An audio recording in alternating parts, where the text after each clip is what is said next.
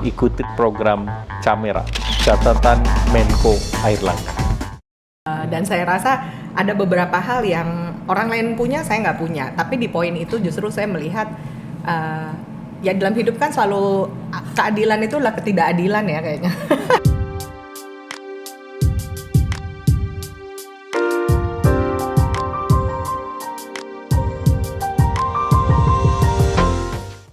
Ya, kembali lagi bersama saya Sebastian dalam program Face to Face. Hari ini saya akan ngobrol santai tapi serius dengan seorang narasumber yang menurut saya luar biasa. Beliau adalah Mbak Adinda Triangke Mokhtar PhD. Ya.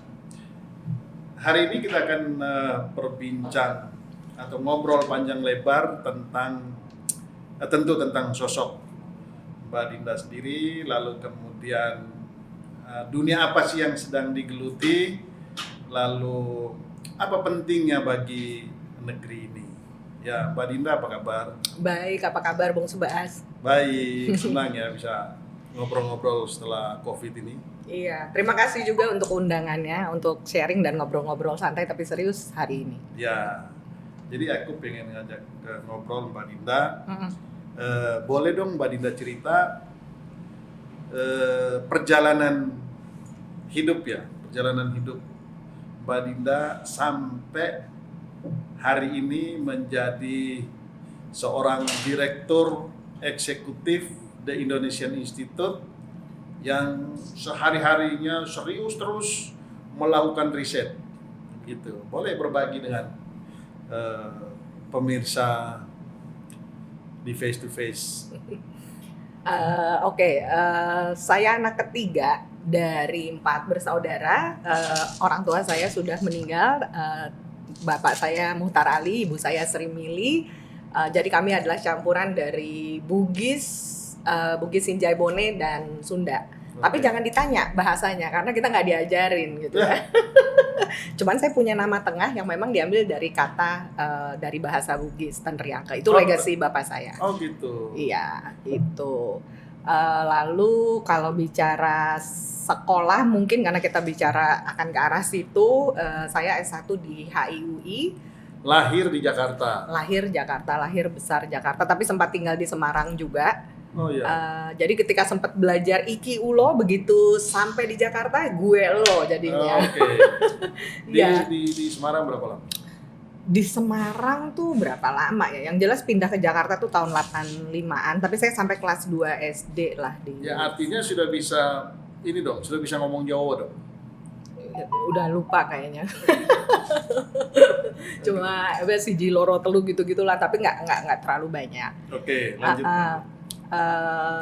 Sekolah ya di Jakarta dan di Semarang, sempat di Muhammadiyah juga waktu SD, SMP sempat di lab school, SMA di 13, S1 di HIUI, lalu S2 saya di Sydney University di Australia. Di Australia saya mengambil International Studies karena waktu itu saya pikir HI itu terlalu mengawang-awang ya. Saya pengen membawanya lebih dekat ke domestic politics karena saya waktu itu kerja di NDI. Jadi saya pikir perlu tahu juga nih politik Indonesia dan kaitannya dengan gimana sih kebijakan luar negeri. Lalu ketika saya pindah dari NDI masuk di Indonesian Institute tahun 2005, saya juga sempat mengejar di Paramadina waktu itu S1, dan saya pikir saya perlu mengupgrade diri ya gitu, karena saya ngajar, saya pengen ahead dari teman-teman mahasiswa juga. Lalu saya mengambil beasiswa lagi, jadi itu di New Zealand saya ambil di Wellington, University of Wellington, tapi saya ambil Development Studies karena saya rasa ketika saya mengambil kuliah itu juga nggak lepas dari karir saya gitu. Jadi ketika saya di TI kan lebih banyak kebijakan publik nih. Nah, Development Studies membicarakan banyak hal tentang isu itu.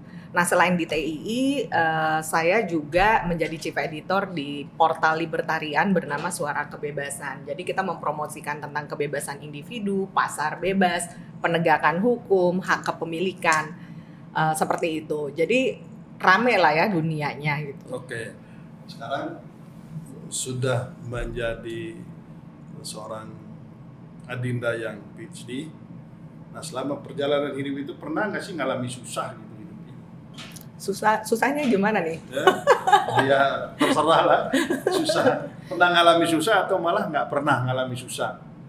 Orang tua semua oke, artinya dari keluarga yang berkecukupan, yang biasa saja, atau keluarga yang the have gitu. Saya lebih suka bilangnya berkecukupan. Hiburan kami saat itu adalah ketika kita naik kelas, rankingnya bagus, itu ke toko buku. Oke. Jadi beli tas, beli sepatu, beli alat tulis, beli buku. Ya karena kan hiburannya di waktu itu nggak banyak ya, nggak kayak sekarang ada mall, ada apa. Dan didikan orang tua yang bagus juga adalah kalau kita menginginkan sesuatu ya harus kerja keras gitu. Jadi memang ngajarinnya soal ada achievement ya ada rewards, tapi kalau untuk mencapai atau hal-hal yang kita inginkan ya harus kerja keras. Kalau soal pernah hidup susah ya ada aja momen kayak gitu. Manusia tuh selalu merasa kekurangan, dan saya rasa ada beberapa hal yang orang lain punya saya nggak punya, tapi di poin itu justru saya melihat ya dalam hidup kan selalu keadilan itu adalah ketidakadilan ya kayaknya. Jadi saya mempunyai sebagian besar di sini, tapi saya tidak punya di sini. Ya, tapi saya nikmati aja hidup dan saya merasa senang bisa bermanfaat untuk orang lain juga, dan bisa punya pencapaian-pencapaian yang membanggakan keluarga dan membanggakan diri dan juga bermanfaat untuk orang lain. Ya sisanya menikmati hidup aja dan banyak bersyukur.